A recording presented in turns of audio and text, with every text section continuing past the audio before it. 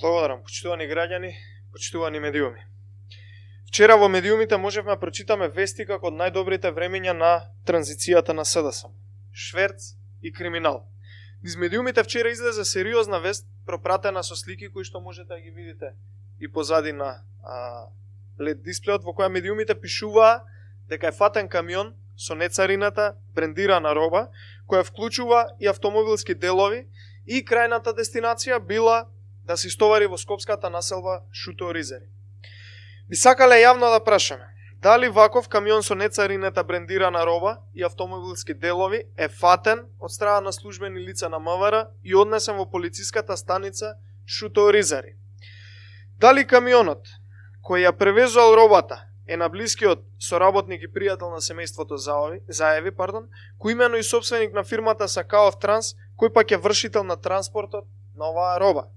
Дали робата која што се превезувала, за која што медиумите пишува дека е на фирмата Vinex Textile, е на блискиот пријател на Заеви и бизнис партнер во одредени бизниси на семејството Заеви, Карамазов, кој пак важи и за близок пријател на братот на Зоран Заев, Вице Заев?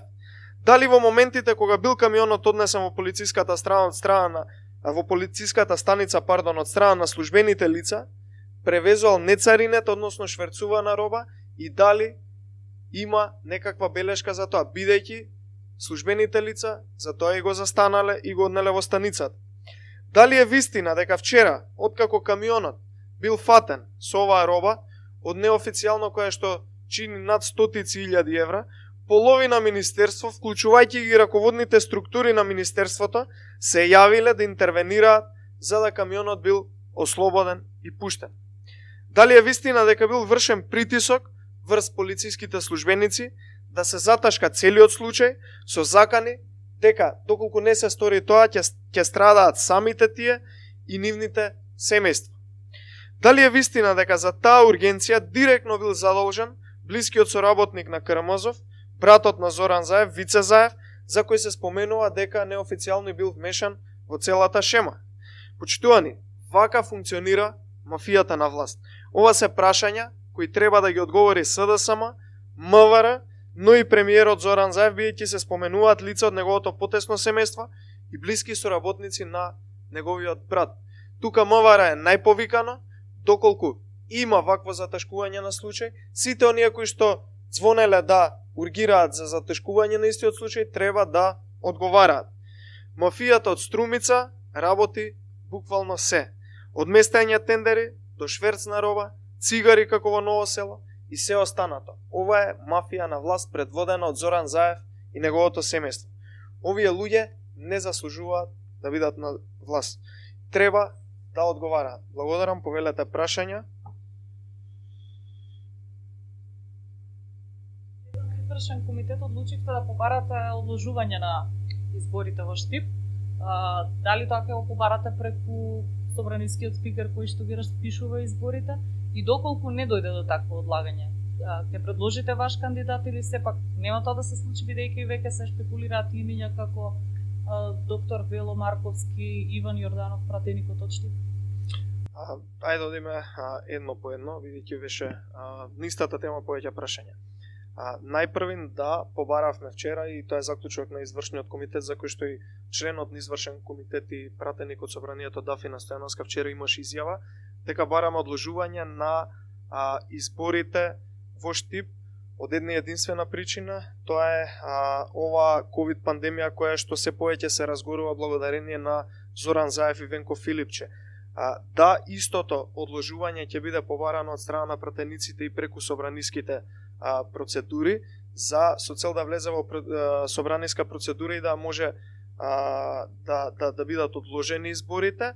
Има повеќе од 30.000 причини зошто би се одложиле изборите. Треба СДСМ да бидат и повеќе од разумни, да не ги интересира само нивната фотелја и спасот на нивните позиции на Зоран Заев, на Бочварски, така натака, кој што меѓу другото Бочварски е, како што гледам, еден од најкриминалните и најнеуспешните гранчалници на Штип, но воедно има над 1000 причини зашто Зоран Заев и Венко Филипче треба да размислуваат што побрзо да си дадат оставки.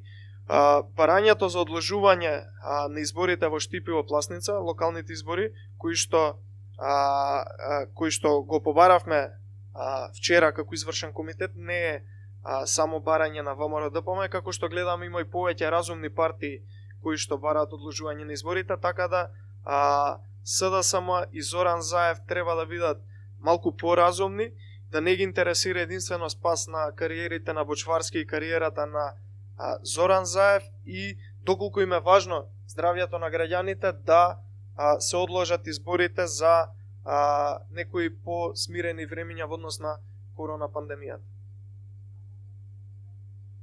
Како што реков, ќе им дадеме простор да бидат разумни, ќе побараме од собранието одложување на изборите, а веднаш потоа кога ќе стигне и одговорот од страна на собраниските пратеници, односно мнозинство, ќе ги дознаете следните чекори. Па не би сакал сега да шпекулирам за имиња, нехумано е, бидејќи секојдневно не гинат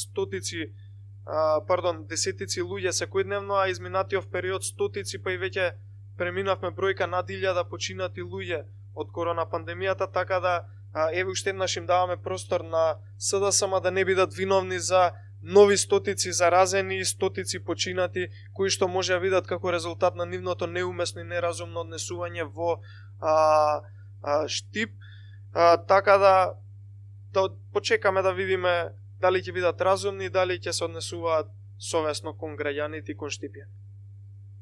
Добро, доколку нема други прашања, би сакал да прочитам и едно прашање од медиумите. Поточно имаше две прашања, но едното беше ова што туку го одговори, второто е коментар за денешниот став на иницијативниот одбор за конгрес во ВМРО-ДПМ и нивните изнесени ставови. Тука мислам дека веќе одговорив во однос на ова прашање, како второ прашање кое што е, преку прашањето кое што претходно го одговорив, се работи за една иста коалиција помеѓу Зоран Заев и иницијативата и најверојатно портпаролот на СДСМ бил зафатен и не можел да одржи пресконференција, па пратиле алтернативен истата таа коалиција, така да не би имал што повеќе да додам. Благодарам.